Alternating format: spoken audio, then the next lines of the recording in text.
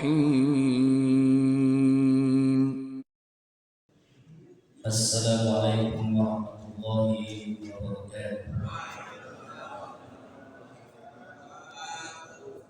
بسم الله الرحمن الرحيم. الحمد لله رب العالمين، والصلاة والسلام على أشرف الأنبياء والمرسلين سيدنا محمد وعلى آله وصحبه أجمعين. اللهم إنا نسألك لأرشد أمرنا وزدنا علما ينفعنا. Bapak, Ibu, saudara-saudara sekalian jamaah salat subuh yang dirahmati Allah Subhanahu wa taala, pagi hari ini kajian ulumul Quran kita akan materinya akan menuntaskan tentang daripada bab wahyu. Kita sudah belajar mukadimah dari bab mabahits Quran. Kedua, kita sudah belajar tentang Al-Quran dan seluk-beluknya. Ketiga, kita sudah belajar tentang wahyu. Pada hari ini, pagi hari ini, materi pembahasan tentang wahyu, judul bab di sini diterangkan oleh Imam Al-Qattan dalam kitab Mabahits Quran Mutahanatul Mutakallimin, yakni kesesatan para ahli kalam.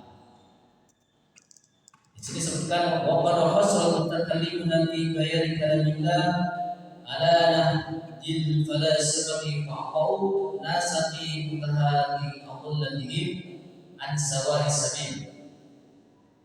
Para ahli ilmu kalam telah mengkhususkan mereka itu membicarakan tentang kalam. Kalam itu kita sudah belajar ketika mendefinisikan Al-Quran, bahwa definisi Al-Quran itu adalah kalamullah, kalamnya Allah. Kalimat kalam ini banyak para ahli, para ulama yang berkecimpung dalam membahas tentang ini. Kata Al-Qattan bahwa mereka itu ketika membahas tentang kalamullah banyak yang terjebak pada kesesatan. Dari segi apa kesesatannya? Haitsu qasamu kalamullah ta'ala ila qismain. Ketika mereka membagi bahwa kalam Allah itu terbagi dua. Jadi ini versinya Syekh Al-Qattan ya. Dulu kan kita sudah bahas juga ini tentang masalah kalam. Kata Syekh Al-Qattan, "Haitsu qasamu kalamullah ila qismain." Mereka itu sesat ketika membagi kalam Allah itu terbagi dua. Nafsin qadimin qaimin billahi ta'ala laisa biharfin wala sautin wala tartibin wala quwwatin. Kesesatan mereka itu pada pembagian kalam Allah menjadi dua. Yang pertama, kalam Allah menjadi kalam nafsi, yang kalam tidak bersuara, tidak berhuruf, tidak berbahasa, itu yang nempel pada zat. Itu kalam nafsi.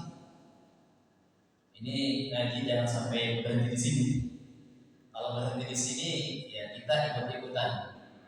Sepenuh dan yang dampaknya. Yang kedua, kalam nafsi. Huwa al-munazzalu ala Nabi alaihi salam. Yang kedua, kalam nafsi yaitu kalam yang diturunkan kepada para nabi dari Allah. Berupa kitab-kitab samawi, Zabur, Taurat, Injil dan Al-Quran. Itu kalam nafsi. Itu sesat. Kata siapa? Kata Syekh Manahul Qattan. Dan yang lebih parahnya lagi, karena mereka itu membagi Al-Quran dan kalam Allah itu menjadi dua, kalam nafsi dan kalam lafzi, maka kalam lafzi ini mereka anggap karena sudah terpisah dari zatnya Allah Subhanahu wa taala. Jadi kalam lafzi inilah kalam yang diciptakan oleh Allah. Karena diciptakan oleh Allah, maka itu adalah makhluk.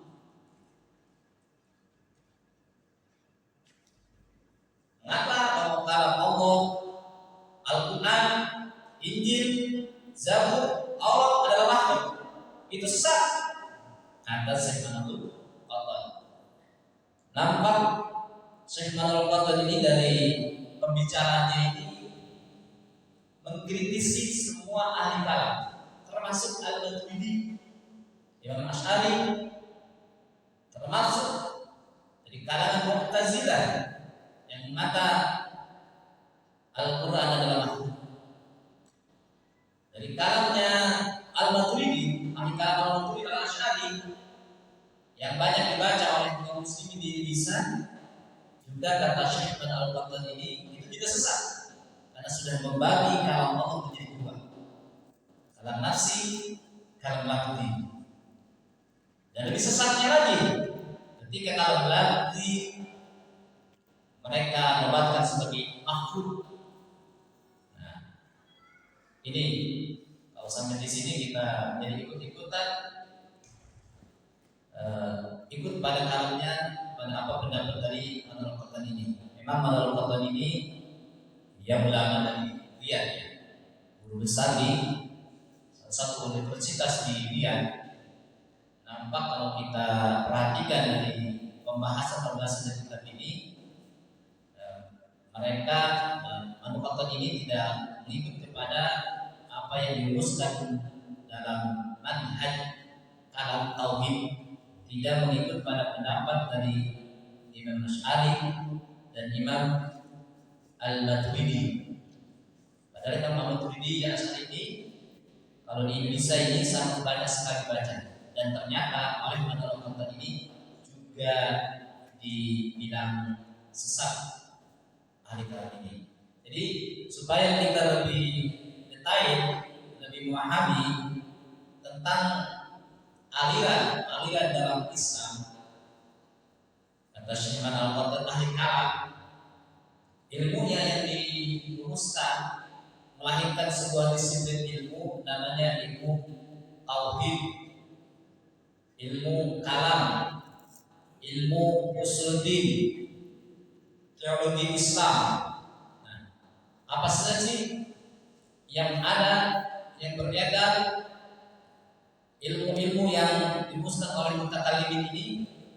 Kita sering mendengar ada namanya Ahlus Sunnah wal Jamaah, ada Mu'tazilah, ada Syiah, ada Murji'ah, ada Jabariyah, ada Qadariyah. Bagaimana kemunculan daripada ilmu-ilmu ini atau aliran-aliran ini? Awal mula kemunculan daripada para ahli ilmu kalam ini yaitu tatkala baginda Rasulullah SAW meninggal dunia. Ketika Rasulullah meninggal dunia, itu orang-orang sudah pada ribut, sudah pada berkumpul. Kira-kira siapa yang lebih pantas menggantikan Rasulullah SAW? Saya dengar keterangan ini dari Profesor Mosito, ya, ketika saya kuliah S2 itu sangat miris sekali.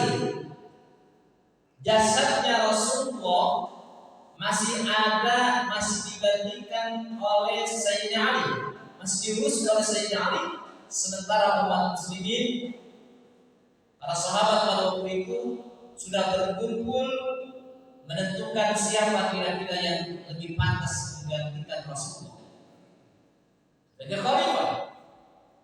Dan diangkatlah pada waktu itu sesuai kesepakatan para sahabat yang hadir pada waktu itu, diangkatlah Abu Bakar As-Siddiq. Ali bin Abi Thalib masih mengurusi jasadnya Rasulullah, masih memandikan, masih mengkafani. Makanya ini kata orang-orang yang kemudian muncul alirannya Syiah, ini miris sekali umat muslim. Bukannya ngurusin jasadnya Rasulullah tubuh, kok udah ribut aja pada berkumpul siapa yang ingin menjadi pemimpin. Makanya Ali termasuk orang yang terakhir mengakui kepemimpinan Abu Bakar As-Siddiq.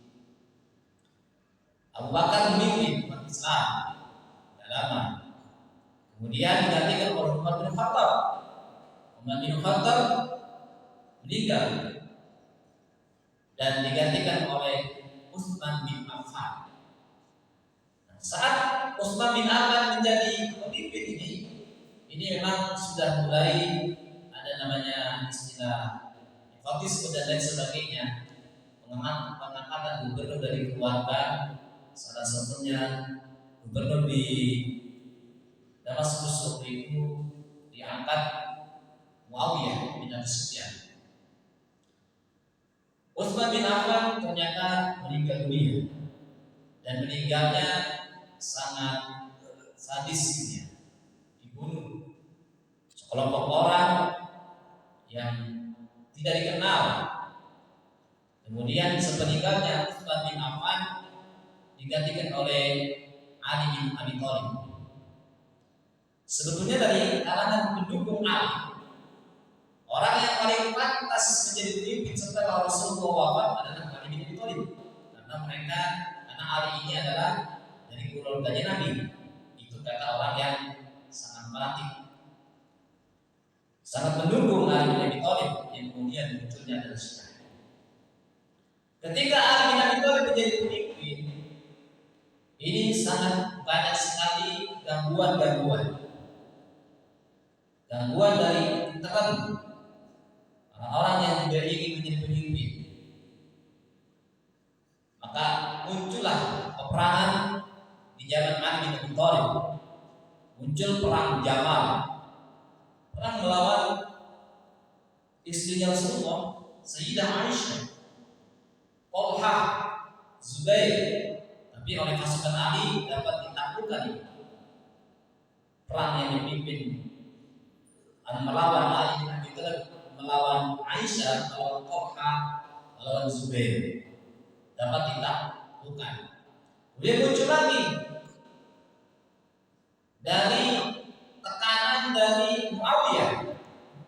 Muawiyah ini gubernur di Damaskus, diangkat oleh Utsman bin Affan, dan memang dari keluarganya Utsman bin Affan. Muawiyah ini anaknya Abi Sufyan. Abi Sufyan itu meninggal masuk Islam ketika Fathu Makkah. Terjadilah gencatan senjata. Muawiyah itu menuntut kepada Ali bin Abi Thalib agar orang yang membunuh Utsman bin Affan itu diungkap. Ini nyantai-nyantai aja, karena kasusnya sudah lama Muawiyah. Tapi kok nggak diusut siapa pembunuhnya? Ali bin Abi Thalib lebih fokus menata negara.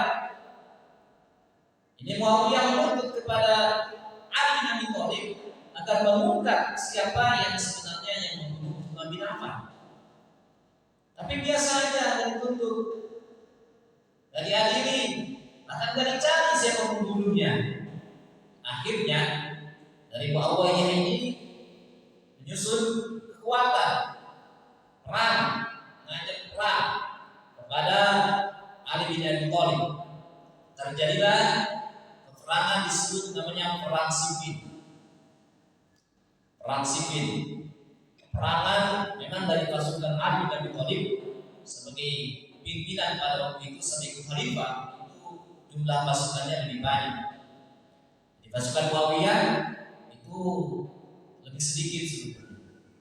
Ketika peperangan sudah hampir dimenangkan oleh pasukan dari Ali bin Abi Thalib, ternyata ada orang yang ahli taktik perang, ahli negosiasi, Amr bin As. Dia mengajukan pedang ke atas, dan di atas pedang itu ada Al-Quran, yang artinya bahwa peperangan segera harus dihentikan, harus dikembalikan kepada hukum Allah. Padahal dari pasukan yang Ali bin Abi Thalib sudah mau menang. Nah, terjadilah gesekan-gesekan dari pasukan Ali bin Abi Thalib. Ada yang sebut terus saja perang, terus. Ada yang mengatakan, enggak, ini kalau udah di atas kita harus berhentikan. Berarti kita harus memberhentikan perang ini dengan hukum Allah. Jadi lagu bentrokan dari kalangan pasukan Ali bin Abi Thalib. Ali sudah tahu ini taktik biasa, tapi ada orang yang terus mendesak, berhenti kita negosiasi saja. Akhirnya berhentilah perang dan diadakan namanya arbitrasi, arbitrasi, diskusi serius di antara dua belah pihak. Dari golongan Ali bin Abi Thalib diutus orang tua, orang yang sangat bertakwa, alim, namanya Abu Musa al-Asy'ari.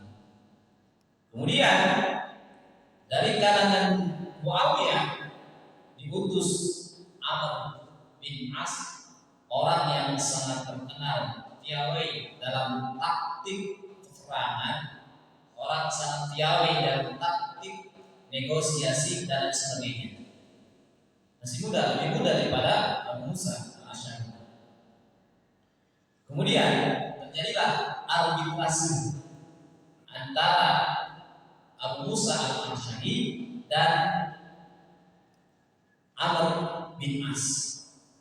Terjadilah kesepakatan bahwa mereka itu berdua berdiskusi bahwa kekacauan yang terjadi saat ini akibat ulah pemimpin kita Ali bin Abi Thalib dan Muawiyah sebagai gubernur di Damaskus, sehingga mereka ini berdua yang menimbulkan kekacauan di negeri kita ini nampak harus kita berhentikan. Coba dari jabatannya. Begitu tuh hasil daripada arbitrasi, tahkim, sepakat mereka. Nah, sekarang hasil daripada arbitrasi ini mari kita umumkan. Nah, diumumkan di depan umum. Kemudian kata Amr bin As, Tuhan aja dulu yang berbicara. Nyuruh kepada Abu Musa al-Asy'ari, karena Tuhan lebih tua. Saya mudaan, saya terakhir aja bicara. Silakan Tuhan sampaikan kepada umat yang banyak orang di tempat umum, kumpulin semua orang. Silakan Tuhan dulu yang berbicara, nanti saya belakangan. Disuruh Abu Musa al-Asy'ari dulu berbicara karena dengan dari Abu Musa al-Asy'ari lebih tua umurnya dan lebih takwa, lebih alim. Berbicara tuh di depan umum. Apa yang dikata oleh Abu Musa al-Asy'ari, para hadirin sekalian, arbitrase sudah kita adakan. Hasilnya adalah orang yang memunculkan kekacauan ini. Pertama, sahabat saya Ali bin Abi Thalib, hasil dari arbitrase dia adalah dicopot dari jabatannya. Dan begitu juga Muawiyah sebagai gubernur di Damaskus, karena menimbulkan kekacauan ini mereka pun dicopot dari jabatannya untuk sementara ini. Udah loh. Jadi Abu Musa al-Asy'ari menyampaikan sesuai daripada hasil arbitrase yang mereka berdua itu berdiskusi. Sekarang giliran dari Muawiyah, yaitu Amr bin As, berbicara di depan umum setelah tadi Abu Musa al-Asy'ari menyampaikan hasil arbitrase. Hadirin, sekarang giliran saya berbicara. Sudah kita tahu semua bahwa tadi dari disampaikan oleh Abu Musa al-Asy'ari bahwa kita ini pemimpin sudah diberhentikan semua dua-duanya. Muawiyah sebagai khalifah juga diberhentikan, sebagai gubernur di Damaskus diberhentikan. Juga Ali bin Abi Thalib sebagai khalifah juga diberhentikan. Maka pada saat ini saya sekarang hari ini ingin kembali mengangkat Muawiyah sebagai khalifah, sebagai pimpinan kita. Nah, ternyata Musa Amr bin As ini dia menyampaikan tidak sesuai dari apa daripada hasil arbitrasi. Waktu itu kacau, pertama kacau. Jadi posisi Ali bin Abi Thalib makin lemah dan posisi Muawiyah justru dia malah mendeklarasikan bahwa dirinya sebagai khalifah saat ini. Karena hasil arbitrase adalah menjatuhkan Ali bin Abi Thalib, mengangkat Muawiyah. Padahal itu hasil dari taktik Amr bin As. Sehingga banyak orang-orang yang sangat tidak setuju dengan hasil arbitrase ini. Dan ternyata akibatnya daripada arbitrase itu muncullah 2-3 golongan yang sangat ekstrim pada waktu itu. Golongan pertama, orang yang sangat mendukung Ali bin Abi Thalib. Golongan yang kedua, orang yang tadinya golongan Ali bin Abi Thalib karena tidak setuju dengan arbitrase, tidak setuju dengan menghentikan peperangan, mereka keluar dari barisan Ali bin Abi Thalib membentuk kelompok lain. Kemudian yang ketiga tentu kelompoknya Muawiyah. Ini 3 golongan ini menjadi 3 golongan yang sangat ekstrim pada waktu itu. Dari golongan Muawiyah, golongan Ali bin Abi Thalib yang kita sebut orang namanya golongan Syiah. Kemudian dari golongan yang keluar barisan dari Ali bin Abi Thalib itu namanya golongan Khawarij. Keluar. Dan golongan Khawarij ini golongan yang sangat berbahaya. Pokoknya mereka menentang pemerintah. Muawiyah salah, Ali bin Abi Thalib salah, Abu Musa al-Asy'ari juga salah, Amr bin As paling salah juga. Jadi mereka itu dari orang-orang yang menamakan dirinya adalah Khawarij, mereka adalah kafir. Muawiyah kafir. Kemudian Ali bin Abi Thalib kafir. Amr bin As kafir. Abu Musa al-Asy'ari juga kafir. Itu dari Khawarij. Dampaknya sangat luar biasa dari arbitrase ini. Nah, kemudian muncul lagi golongan lain. Tapi ini agak lama golongan ini munculnya. Karena Khawarij ini menganggap Muawiyah kafir. Kemudian Ali bin Abi Thalib juga kafir. Abu Musa al-Asy'ari kafir. Amr bin As juga kafir, sehingga mereka berhak untuk dibunuh. Direncanakan semua orang-orang itu untuk dibunuh oleh kelompok daripada Khawarij. Ada pada waktu itu mau sholat subuh ya. Direncanakan mau sholat subuh harus dibunuh orang-orang itu. Akhirnya Muawiyah datang ke masjid. Waktu itu ternyata Ali bin Abi Thalib datang ke masjid. Di depan pintu masjid Ali bin Abi Thalib ditikam dan dibunuh oleh kelompok Khawarij. Wah, makin parah. Jadi sisi lain di Damaskus yang dipimpin oleh Muawiyah, kepemimpinan makin kuat. Ali sudah tiada, digantikan oleh putranya Hasan. Tapi sangatlah lemah Hasan itu karena Muawiyah sendiri sudah menyusun kekuatan yang sangat stabil di Damaskus. Ya, kemudian jadilah dinasti atau Bani pemimpinan namanya Bani Muawiyah, dan setelah Muawiyah runtuh digantikan oleh Bani Abbasiyah, kemudian 3 kerajaan Islam. Kita kembali bahwa setelah Ali bin Abi Thalib meninggal dunia, nah ini dari kalangan Syiah ini makin lincah, bermusuhan dengan yang namanya dari Muawiyah, bermusuhan dengan yang namanya dari kelompok Khawarij. 3 kelompok ini saling kafir, mengkafirkan. Saling kafir mengkafirkan. Pokoknya siapapun orang yang berbuat dosa besar, kata dari kata kalangan Khawarij.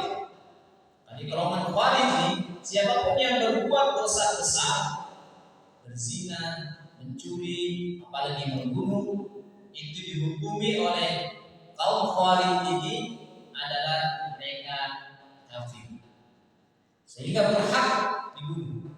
Itu Khawarij. Dan mereka itu betul-betul menentang pemerintah. Walaupun pemerintah itu membuat kebijakan yang benar, adalah salah kata mereka. Karena waktu itu pemimpin yang diangkat yaitu Muawiyah tidak berdasarkan musyawarah hasil mufakat. Wa man lam yahkum bima anzalallah fa huwa kafirun. Barang siapa yang menghukum sesuatu bukan karena hukum Allah, maka mereka itu adalah kafir. Itu kata Khawarij. Khawarij itu keras wataknya. Banyak dari kalangan Arab Badui. Keras katanya. Primitif hidupnya.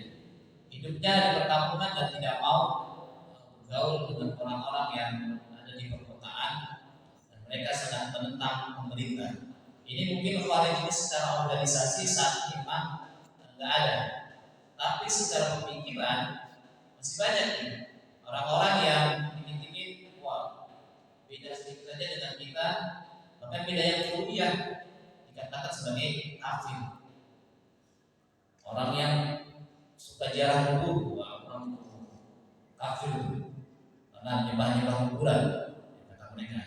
Dikit-dikit kafir. Dan tersedikit orang sekarang sekarang ini orang yang menentang pemerintah, walaupun pemerintah membuat kebijakan yang benar, menentang pemerintah.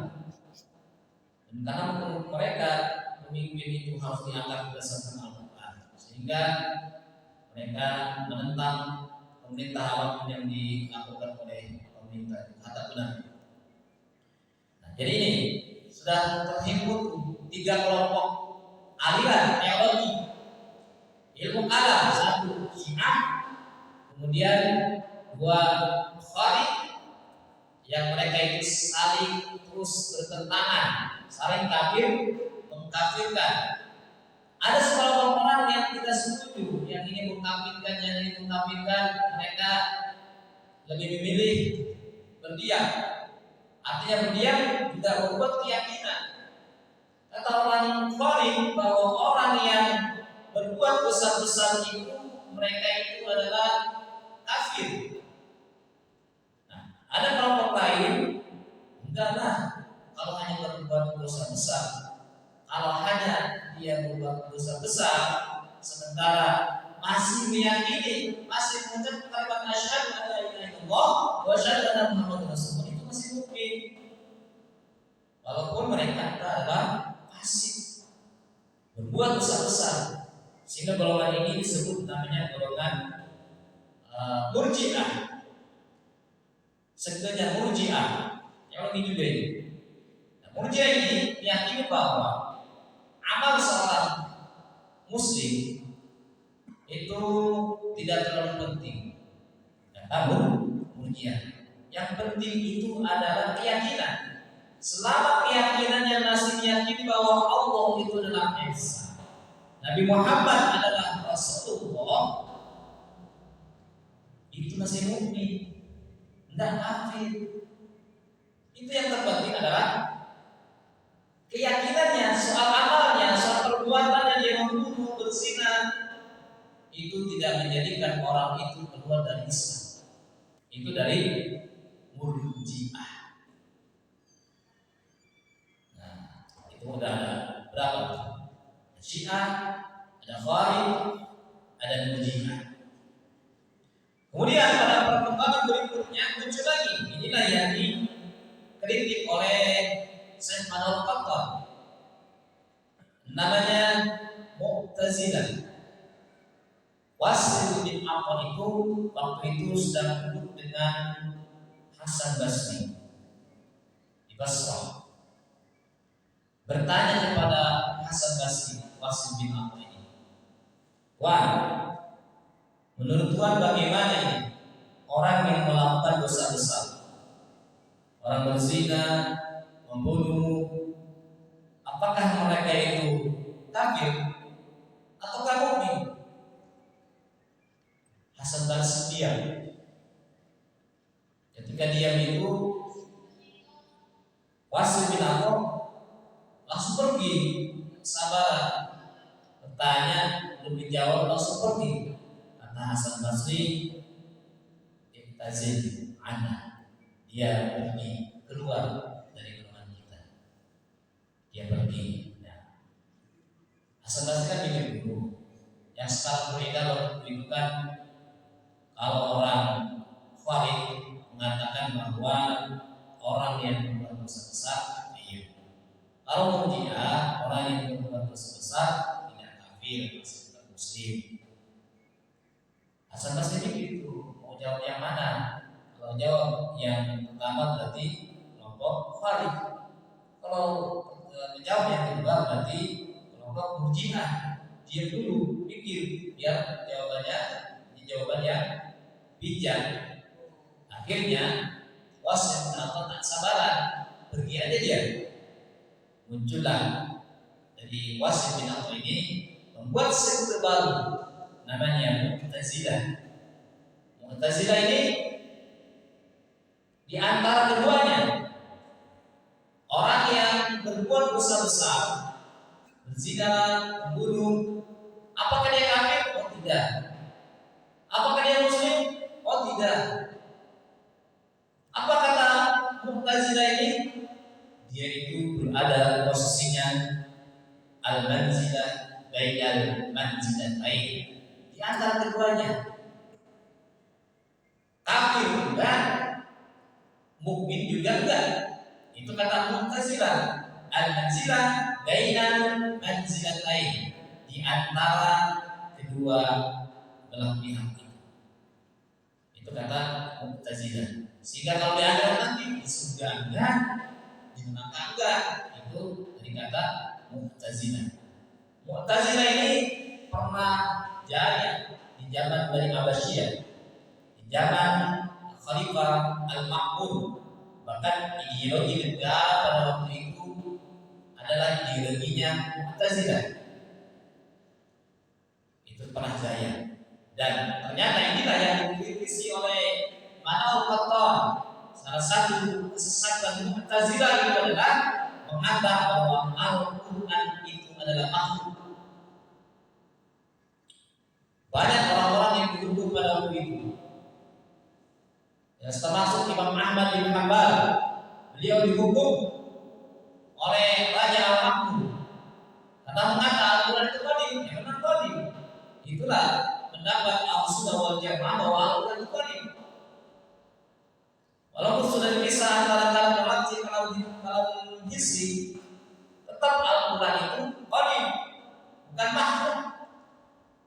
Tapi hebatnya Imam Syafi'i ketika ditanya apakah Al-Quran itu makhluk, Imam Syafi'i jawab dengan jari, "Wahai ketahui ya Tuhan Raja, bahwa yang namanya Zabur, Injil, Taurat, Al-Quran, ini nih yang empat ini adalah makhluk."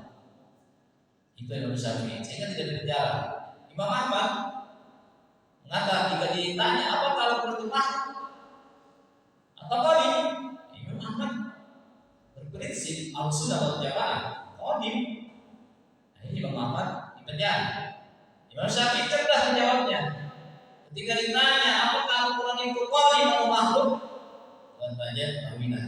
Ini nih namanya Allah, Zabur, Injil, Al-Quran ini nih. Kalau kita apa berarti? Jadi kan ini nih. Ini makhluk. Nah, itu kan oh iya sependapat dengan saya. Dari bicara Imam Syafi'i cerdas. Imam Ahmad penjara karena berprinsip bahwa Al-Quran itu adalah qadim.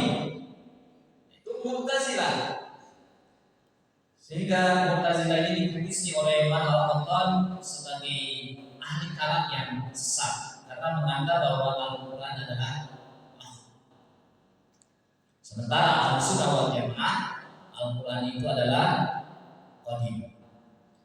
Kemudian ada lagi itu Al-Juwani pada waktu itu dengan Al-Asy'ari itu berdialog terkait anak kecil yang meninggal dunia, orang kafir meninggal dunia, orang mukmin meninggal dunia. Kata Imam Al-Asy'ari, wahai Tuan Syekh Al-Juwani, bagaimana menurut engkau dengan 3 orang yang meninggal dunia? 1 orang kafir, 2 orang mukmin, 3 anak kecil. Bagaimana nanti di akhirat? Kata Al-Juwani, ini orang mukmin tentu mendapatkan derajat yang tinggi di sisi Allah Subhanahu wa taala, mendapatkan surga.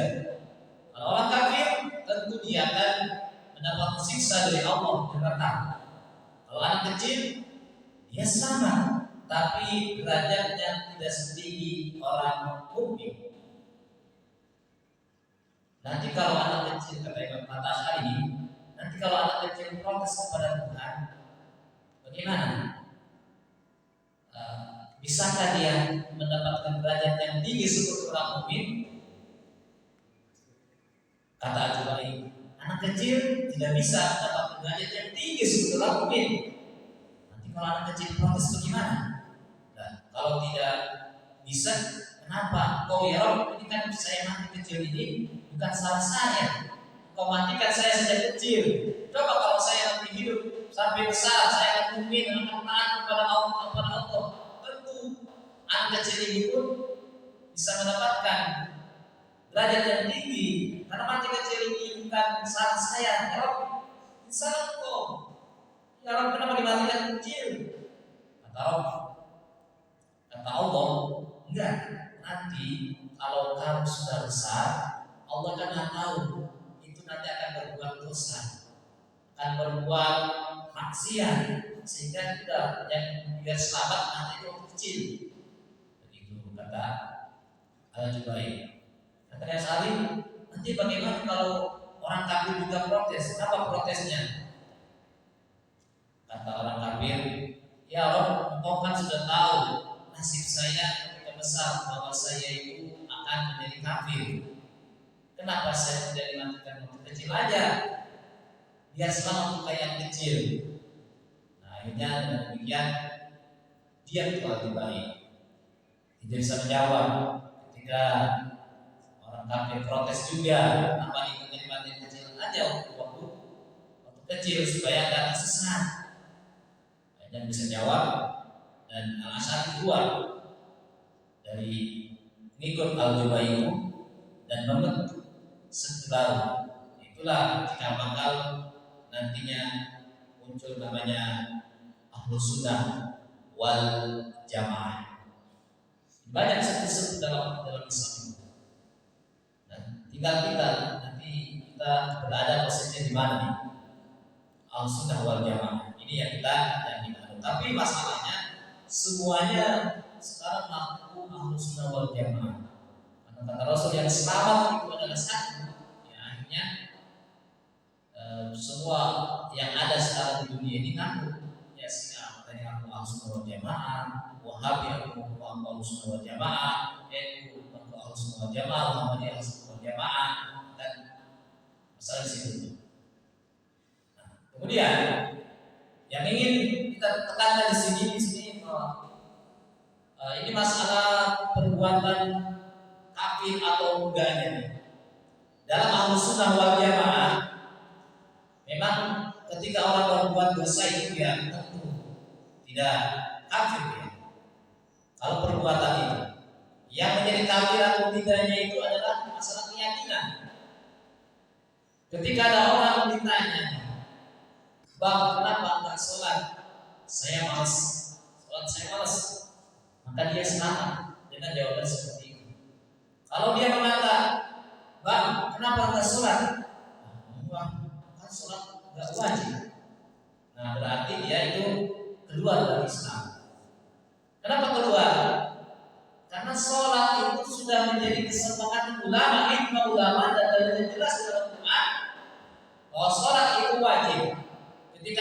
orang yang mengatakan bahwa Bang, kenapa nggak sholat?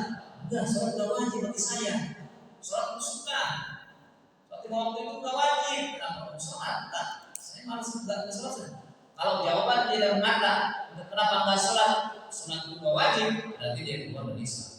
Tapi kalau mengatakan kenapa nggak sholat? Saya malas. Jadi kalau ada dalil qat'i dan disepakati para ulama dalam Al-Quran, jelas kemudian menentang sama aja dengan menentang Al-Quran, tidak percaya kepada Al-Quran. Seperti kalau ada orang yang mengatakan begini, apakah benar Rasulullah SAW Isra? Kalau dia mengatakan iya benar, Rasulullah Isra dari Masjidil Haram ke Masjidil Aqsa. Nah itu berarti benar dia selamat. Kalau pikirannya nampaknya jadi kata dia begitu, itu tetap selamat. Tapi kalau dia mengatakan ini, apakah benar Rasulullah Isra? Enggak. Nah, berarti dia bertentangan dengan Al-Quran. Kenapa?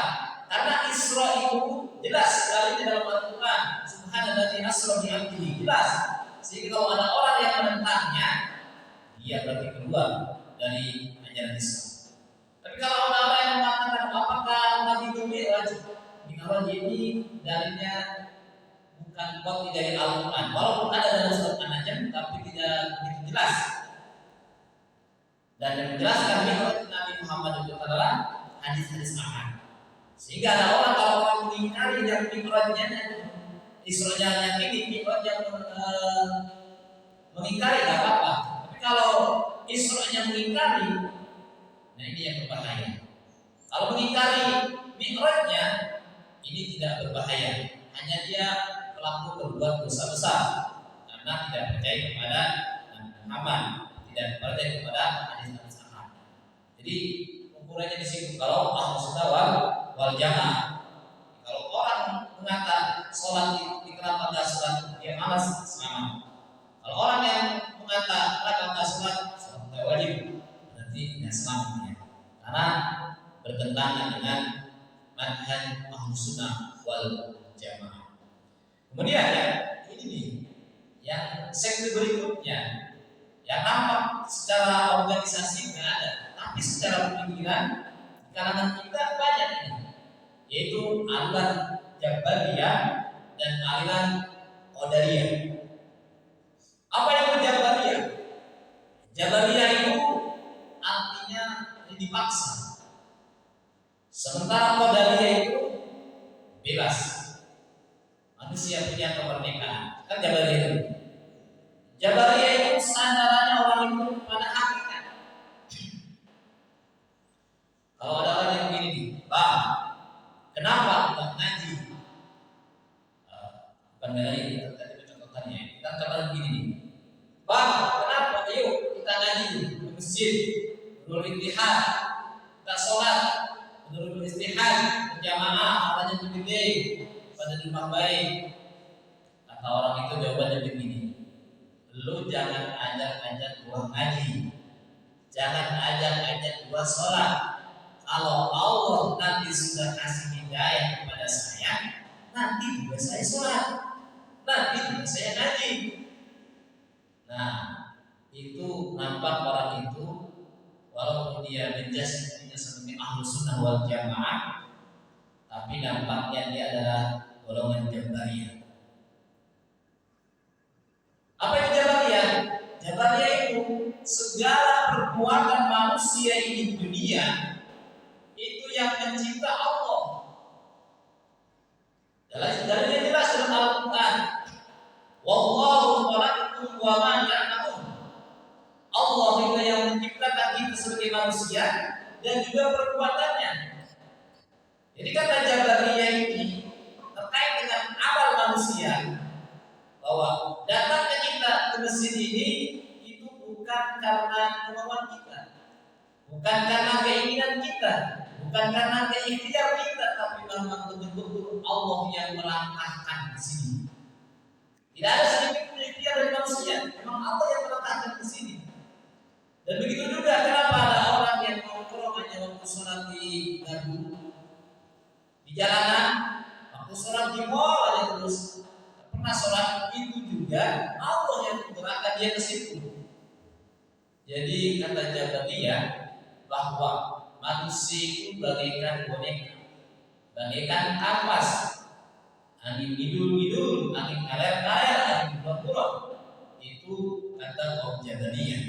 Di manusia ini segala semuanya perbuatannya baik maksiat kemudian taat itu adalah perbuatan Allah, bukan perbuatan manusia. Tidak ada sedikit pun manusia yang berkuasa, artinya bisa menggerakkan dirinya. Tidak ada. Nah, kebalikannya adalah qadariyah. Kalau qadariyah, manusia sebetulnya punya kemerdekaan. Tidak ada sedikit pun sangkut paut dengan Tuhan. Yang namanya bergerak di mesin ini memang dia keinginan betul-betul keinginan dia. Kalau ada orang maksiat betul memang dia keinginan dia. Itu kalau kaum qadariyah. Dalilnya itu jelas di Al-Quran. Apa kata Al-Quran? Inna Allaha la yughayyiru ma biqaumin hatta yughayyiru ma bi anfusihim. Jelas dalam Al-Quran. Allah tidak akan berubah nasib suatu kaum kecuali kaum itu yang berubahnya sendiri. Berarti manusia itu punya kemerdekaan penuh. Itu kata kaum qadariyah. Nampak kalau kita lihat di sini bahwa Jabariyah itu adalah sandarannya hakikat. Kalau orang dulu sebutnya Islam hakikot, Islam hakikot. Jadi dia dipaksa oleh Allah. Sementara qadariyah sandarannya syariat, sehingga dia punya kemerdekaan penuh. Nah, bagaimana dengan Ahlussunnah wal Jamaah? Nah, ini posisi kita seharusnya ada di sini terkait dengan perbuatan kita ini. Perbuatan kita itu akan ada perbuatan ikhtiari namanya, ada perbuatan ikhtiari. Ikhtiari itu yang memang sesuai keinginan kita. Kalau ikhtiari itu memang perbuatan yang tidak sesuai dengan keinginan kita. Atau kita jatuh, kita kecelakaan kan bukan keinginan kita. Kita datang ke masjid, kita sholat waktu itu kan karena keinginan kita. Dan dalam pandangan Ahlussunnah wal Jamaah terkait dengan perbuatan manusia ini, itu memang manusia itu dikendalikan secara hakikat oleh Allah Subhanahu wa Ta'ala. Itu secara hakikat. Tapi Allah juga memberikan kepada manusia itu kasar, perbuatan, ikhtiar. Dia harus berikhtiar. Tidak selalu menyalahkan Allah Subhanahu wa Ta'ala. Kalau tadi kan kenapa enggak sholat? Ya karena Allah belum kasih hidayah. Allah terus yang disalahkan. Pandangan Ahlussunnah wal Jamaah terkait perbuatan manusia itu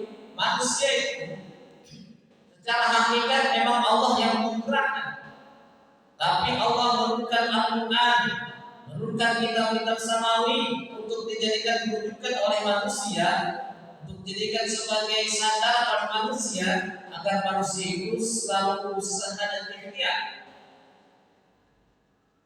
Kita datang ke mesin ini tentu keinginan kita, hati kita ini kita karena kita ada usaha, ada ikhtiar. Maka dalam Ahlussunnah wal Jamaah itu dalam segala aspek ini seperti ada dalam kitab Ratib al-Hadad, kita itu harus Bismillah saya pergi ke masjid. Walhamdulillah saya sudah mengerjakan sholat subuh. Wal khairu wasyarru bimasyiatillah. Soal diterima atau enggaknya, dapat pahala atau enggaknya, itu Allah yang menentukan. Hakikat syariat kita harus syariat di dunia ini, harus berusaha, berikhtiar. Kalau ada orang yang mau nyalon menjadi gubernur, Bismillah saya nyalon menjadi gubernur. Walhamdulillah sudah selesai nyalon gubernur. Wal khairu wasyarru bimasyiatillah. Soal jadi atau enggak itu urusan Allah.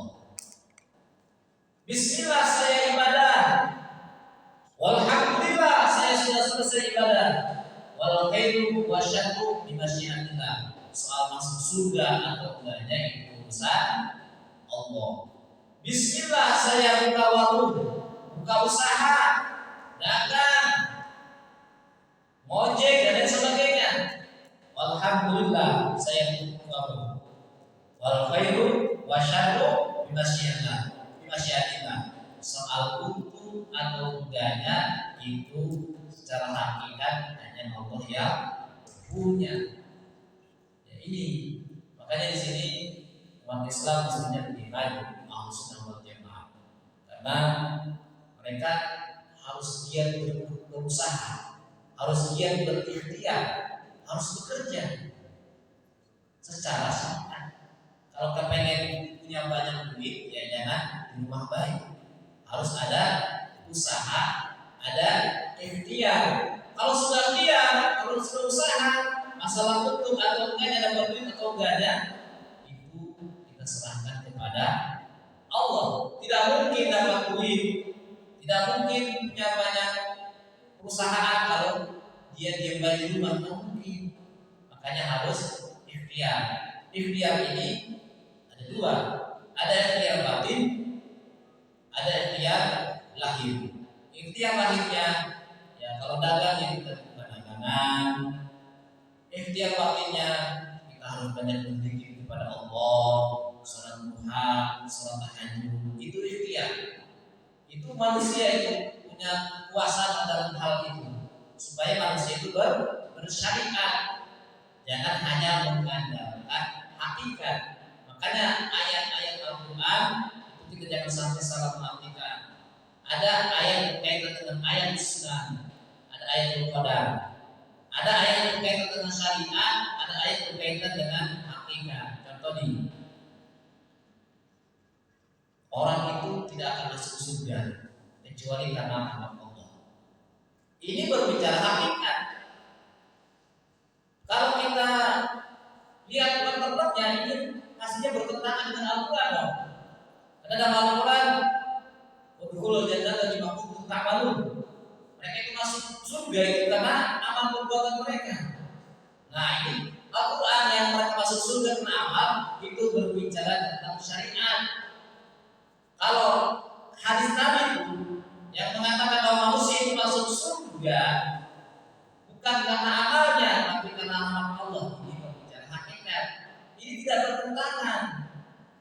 Tidak bertentangan, jangan sampai ada orang dari yang mengatakan bahwa masuk surga karena rahmat Allah. Tidak ada. Itu hadis. Quran juga jelas banget tuh. Memang tak mau masuk surga itu karena perbuatan dia. Tidak ada tuh jelas itu. Hadis jelas gitu. Ya begitu cara mengartikannya. Kalau masuk surga karena rahmat Allah itu adalah berbicara tentang hakikat. Sementara orang masuk surga karena amalnya dalam Al-Quran itu berbicara syariat. Memang kita di dunia ini harus bersyariat, harus ibadah kalau ingin masuk surga. Tapi lagi-lagi wal khairu wasyarru bimasyiatillah. Soal masuk surga atau enggaknya itu bukan urusan kita, itu urusan Allah. Itulah manhaj Ahlussunnah wal Jamaah. Jadi inilah sekte-sekte dalam aliran teologi. Ini penting harus kita pahami juga ya, karena walaupun secara organisasi Jabariyah Qadariyah tidak ada, masih banyak ya. Ahlussunnah wal Jamaah apa? Kita harus mengakui jangan sampai kita terjebak dengan, karena itu berupa keyakinan ya. Keyakinan itu mereka hanya mengucapkan, yakini dalam hati, itu bisa keluar kita dari Islam. Jabariyah Qadariyah. Kita sering duduk di majelis ilmu, di majelis taklim, dan insyaallah Allah selamatkan akidah kita. Allah perbaiki segala ibadah-ibadah kita sehingga pada umumnya kita mendapatkan husnul khotimah. Ini aja mungkin sekelumit kajian Al-Quran yang pada kalau kita kembalikan kepada wahyu, bahwa wahyu itu adalah tetap qadim, dan dalam Ahlussunnah wal Jamaah tetap kalam Allah itu ada dua, kalam nafsi, ada kalam lafzi. Kalau kalam lafzi, kalam yang diturunkan kepada kita, kepada makhluk ini menjadi Tuhan, dan itu tetap itu namanya qadir, tidak makhluk. Ini aja mungkin, dan mudah-mudahan kita bisa terus diberikan kesehatan oleh Allah Subhanahu wa taala sehingga kita bisa terus mengkaji ilmu Allah ini dan makin memperbaiki ibadah kita.